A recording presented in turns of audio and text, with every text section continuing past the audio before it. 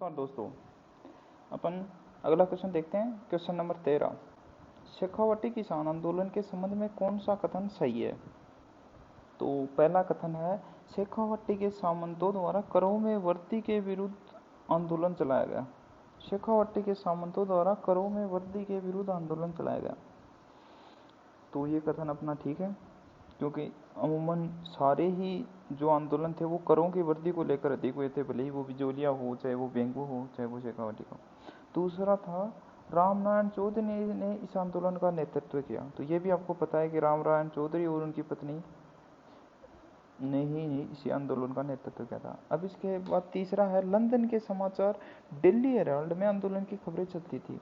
तो ये भी आपने जब आंदोलन देखे तो देखा होगा कि शेखावटी का एकमात्र आंदोलन था जिसकी खबर लंदन के डेली हेराल्ड में छपी तथा ये ब्रिटेन की संसद हाउस ऑफ कॉमन में भी इनके मुद्दा उठाया गया था।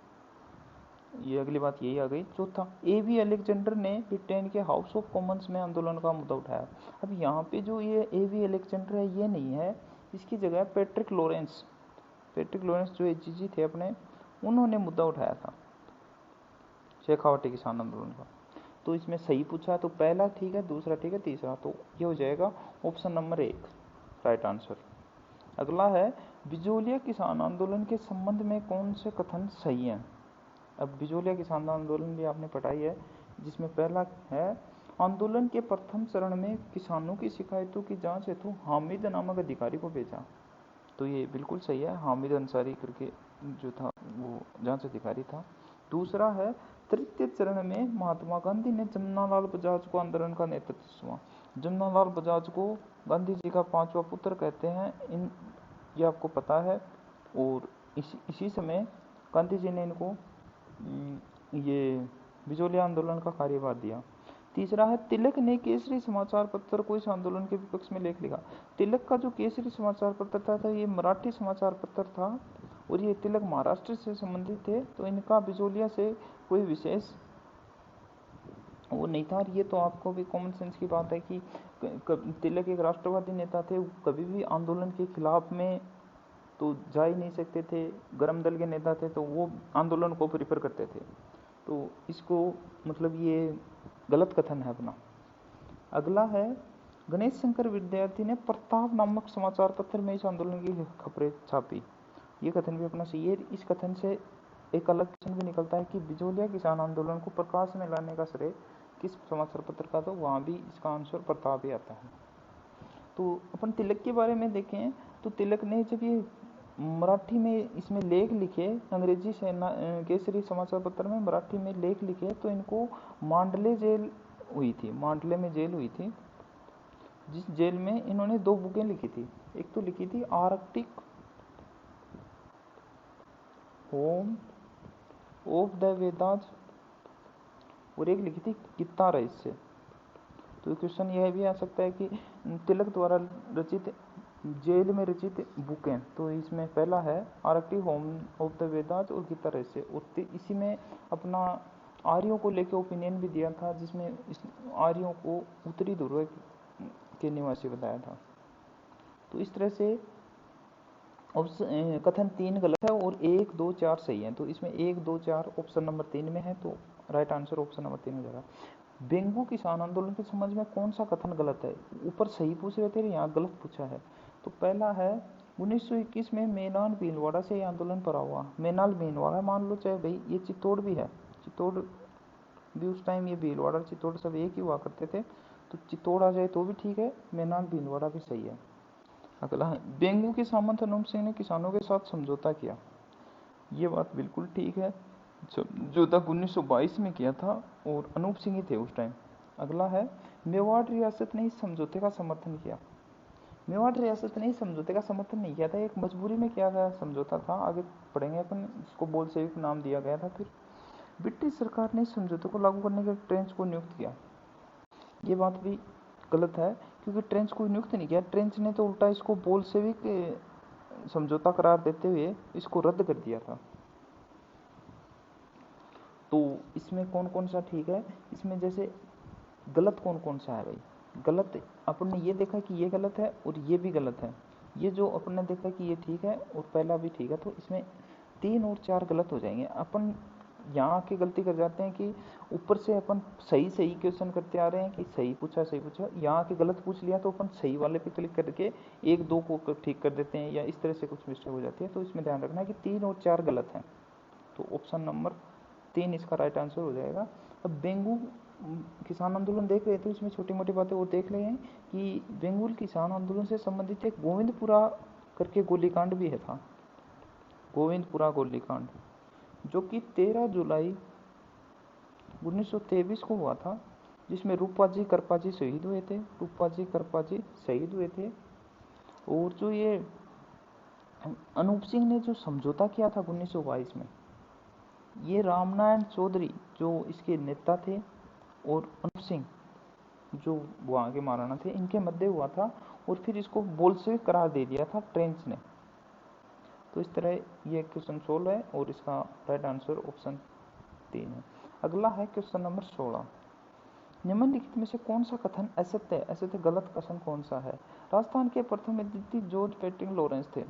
तो ये आपको पता है, एजीजी पैट्रिक प्रथम एजीजी का आपको नहीं पता हो तो एक बार आप इसको होल्ड पे डालो। अगला है 1897 की क्रांति के समय राजस्थान का एजीजी मिस्टर लॉकेट था। ये आपको लेकिन जरूर पता है कि इसमें जॉर्ज पैट्रिक लॉरेंस है, तो ये बिल्कुल ऊपर हो गया है। इसका प्रथम एजीजी था तो ये मिस्टर लॉकेट था। तो ये कथन दोनों ही गलत हो गए, तो इसमें ना तो एक सही है और ना 2।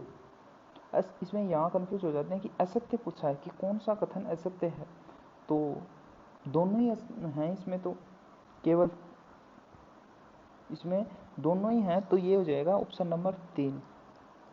वैसे याद करने के लिए ये हो जाएगा कि राजस्थान का प्रथम एजीजी मिस्टर लॉकेट है और 1897 की क्रांति के समय राजस्थान का एजीजी था वो पैट्रिक लॉरेंस था। ये इस तरह से अपने इसको याद कर सकते हैं। अगला है क्वेश्चन नंबर 17। 1857 की क्रांति के समय राजस्थान में किन किन सानियों में सैनिक विद्रोह हुआ? इंपॉर्टेंट क्वेश्चन है, अपने को पता होना चाहिए कि एक तो खेरवाड़ा में नहीं हुआ था और एक ब्यावर में नहीं हुआ था। इसके अलावा जो बच गए उनमें सभी में 1 3 4 5 नसीराबाद, एरनपुरा, देवली, नीमच। तो ये हो जाएगा ऑप्शन नंबर 2, 1 3 4 5। तो right answer option number B. अगला है सुमेलित कण। असुमेलित कौन सा है? तो इसमें असुमेलित के लिए नीमच में कोटा लीजियन थी, नसीराबाद में बंगाल नेटिव इन्फेंट्री थी और ब्यावर में मेरों की टुकड़ी थी। तो अगर आपको ये भी याद है तो भी हो जाएगा कि केवल ये है, तो इसमें असुमेलित कौन सा है? इसमें असुमेलित कोई सा भी नहीं है, सारे ही सुमेलित हैं, तो इसका राइट आंसर ऑप्शन डी हो जाएगा। अगला है क्वेश्चन नंबर 19। निम्नलिखित कथनों में से कौन कौन से कथन गोविंद गुरु से समुद्र में सत्य हैं? सत्य पूछा है, तो सत्य के लिए पहला है बिलों में अपनी आपसी सौहार्द को बढ़ाने के लिए तू भगत पंथ की स्थापना की थी। आपसी सौहार्द को नहीं, बिलों को पूजा पाठ के लिए प्रोत्साहित करने के लिए, पूजा पाठ के लिए प्रोत्साहित करने के लिए, जिसमें अपने को हवन आदि करवाना सिखाया, और इसलिए भगत पंथ की स्थापना की थी। भगत पंथ का प्रतीक जो था वो समाधि लेते थे, तो इसका प्रतीक अग्नि थी। अगला, आदिवासियों को हिंदू धर्म बनाए रखने एक संघ सभा की स्थापना की। ये भी गलत है। इसमें संघ सभा का मुख्य उद्देश्य हिंदू धर्म नहीं बल्कि बिलों को शराब, मांस, चोरी, व्यभिचार आदि से दूर करना था। इनको बुराइयों, जो सामाजिक बुराइयां इनसे दूर रखना था। तो इसमें सत्य पूछा है, तो इसमें कोई सा भी सत्य नहीं है, तो ये none of these option number D हो जाएगा। Question number 20। निम्नलिखित में से किसके प्रयासों से 1922 में जराइम पेशा कानून को समाप्त किया गया? अब आपका सीधा दिमाग इसमें ऑप्शन देखते ही ये जाएगा कि जैन मुनि मगन सागर थे, हीरालाल शास्त्री। तो इसमें आप ये करोगे कि ये तो कन्फर्म थे, जबकि ऐसा नहीं था। इन्होंने तो जब 1944 में नीमका थाना में वो संघर्ष किया था, इसके बाद इन्होंने मतलब ये आंदोलन से अलग हो गए थे। इनका जो प्रयास किया था वो हीरालाल शास्त्री और टीकाराम पालीवाल थे, जो आगे दोनों मुख्यमंत्री भी रहे हैं राजस्थान के, तो इन्होंने किया था। तो इसका राइट आंसर हो जाएगा ऑप्शन नंबर 3। अगला है क्वेश्चन नंबर 21। निम्नलिखित उद्देश्यों में से कौन कौन से उद्देश्य राजस्थान सेवा संघ का नहीं था पूछा है। पहला है जागीरदारों और राजाओं को अपनी प्रजा के लिए सौहार्दपूर्वक संबंध। तो नो डाउट एक सामाजिक संस्था उसका तो ये तो उद्देश्य होता ही है कि जागीरदारों और राजाओं के बीच कोऑर्डिनेशन स्थापित करे। अगला है जनता की समस्याओं का निर्वहन करना। तो ये भी एक सामाजिक संस्था का मुख्य धर्म ही यही है कि जनता की जो समस्याएं हैं, सामाजिक समस्याएं हैं, उनको निजात दिलाए उससे। तो इसमें ये दोनों ही ठीक है। तो नहीं है तो नहीं है पूछा, तो इसमें ऑप्शन नंबर डी आएगा, इनमें से कोई नहीं। अगला है निम्नलिखित पुस्तकों में से हीरालाल शास्त्री की आत्मकथा कौन सी पुस्तक है? निम्नलिखित पुस्तक हीरालाल शास्त्री की आत्मकथा। तो प्रत्येक दर्शन शास्त्र है एक, तो एक प्रलय प्रतीक्षा नमो नमः है। प्रलय प्रतीक्षा जो नमो नमः है, ये तो है एक गीत हीरालाल शास्त्री का, क्योंकि प्रत्येक दर्शन शास्त्र जो बुक है, ये नहीं, यहाँ पे प्रत्येक जीवन शास्त्र जो बुक है, ये हीरालाल शास्त्री की आत्मकथा है। तो इनमें से कोई सी बुक हीरालाल शास्त्री की आत्मकथा नहीं है, तो ये भी ऑप्शन नंबर डी पे जाएगा इसका राइट आंसर। अगला है निम्नलिखित में से किसने 1926 में अमृतसर जयपुर में चरखा संघ की स्थापना की? जहाँ चरखा संघ नाम आ गया वहाँ जमनालाल बजाज तो कन्फर्म है। इनके साथ इनके बलवंत करके एक सहयोगी थे, बलवंत सावलराम देश पांडे। तो ये इसमें राइट आंसर हो जाएगा ऑप्शन नंबर 1 और 4, यानी कि डी ऑप्शन। अगला है क्वेश्चन नंबर 24। निम्नलिखित में से जय भूमि समाचार पत्र का संबंध किससे है? जय भूमि समाचार पत्र था वो 1940 में जयपुर से प्रकाशित होता था। 1940 में जयपुर से प्रकाशित होता था, जिसके संपादक थे एक श्यामल वर्मा और गुलाब चंद काला। तो ये गुलाब चंद काला जो है ये ज़्यादा इंपॉर्टेंट है, इनको ये तो ना भी याद रहते चलेगा। तो 2 और 3 ऑप्शन नंबर बी। अगला अभी क्वेश्चन है, ये करंट का है। संयुक्त राष्ट्र महासभा की पहली समिति परमाणु निरस्त्रीकरण भारत द्वारा प्रायोजित किस प्रस्ताव को स्वीकार किया गया है? तो पहला है reducing nuclear danger, convention of prohibition of the use of nuclear weapons. तो ये अपना क्रोनोलॉजी से लिया हुआ क्वेश्चन है, नवंबर की क्रोनोलॉजी है। इसका राइट आंसर दोनों सही है कथन, ए1 और 2, ऑप्शन सी हो जाएगा। भारतीय नौसेना ने मझगांव डॉक में किस स्कॉर्पियन को नवंबर 2020 में लॉन्च किया? स्कॉर्पियन मतलब पनडुब्बी का नाम है। तो इसमें आएगा पहला है तर्कस, दूसरा है धनंजय और तीसरा है वाकीर। तो इसमें केवल वाकीर जो है इसी को लॉन्च किया था 2020 में। ये भी आपको नवंबर की क्रोनोलॉजी से उठाया हुआ क्वेश्चन है। इसके अलावा जो क्वेश्चन नंबर अगला है, प्रधानमंत्री नरेंद्र मोदी ने औषधीय पौधों को 17 एकड़ में विस्तृत अयोग्य वन का उद्घाटन कहाँ पर किया? तो ये किया है अपना गुजरात में केवड़िया नामक स्थान है, वहाँ पे इम्पोर्टेंट है ये भी। अगला है राजस्थान में सार्वजनिक वितरण प्रणाली के तहत उचित मूल्य की दुकानों को 25% दुकानें महिलाओं के आरक्षित होगी। और फिर इसका कथन होगा, कारण है राज्य सरकार ने नवंबर 2020 में उचित मूल्य दुकान आवंटन नीति में संशोधन को स्वीकृति दी। तो ये है इसमें कि ये यहाँ पे 25% ना ही है, ओके 33% के समथिंग है। तो 28 में आएगा डी ऑप्शन। इसमें यहाँ पे परसेंटेज जो रिजर्वेशन परसेंटेज है ये गलत है, और ये जो दूसरी बात है ये अपनी बिल्कुल सही है। तो ये गलत है और आर सही है। इसके अलावा अगला क्वेश्चन है, प्रधानमंत्री नरेंद्र मोदी ने जैतपुरा पाली में करके जगह हमें जैन आचार्य श्री विजय वल्लभ महाराज की प्रतिमा का लोकार्पण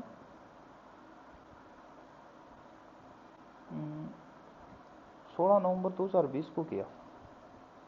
दूसरा है आचार्य श्री विजय वल्लभ श्रीश्वर महाराज की प्रतिमा को स्टेच्यू ऑफ पीस का नाम दिया गया। ये अपना राजस्थान से संबंधित क्वेश्चन है, तो ये देखना चाहिए अपने को, इम्पोर्टेंट हो जाता है इस विभाग से। तो ये इसका ऑप्शन आएगा, ये ना तो कथन 1 सही है ना कथन 2 सही है, तो ऑप्शन डी आएगा इसमें। अगला है मेवाड़ प्रजामंडल के संबंध में सही कथनों का चुनाव कीजिए। पहला है मेवाड़ रियासत द्वारा प्रजामंडल पर रोक लगा देने पर माणिक्यलाल वर्मा ने कलकत्ता से प्रजामंडल का संचालन किया। कलकत्ता से मेवाड़ प्रजामंडल का नहीं, बीकानेर प्रजामंडल का संचालन किया गया था। अगला है प्रजामंडल का प्रथम अधिवेशन वर्मा जी की अध्यक्षता में उदयपुर में हुआ। ये बात ठीक है।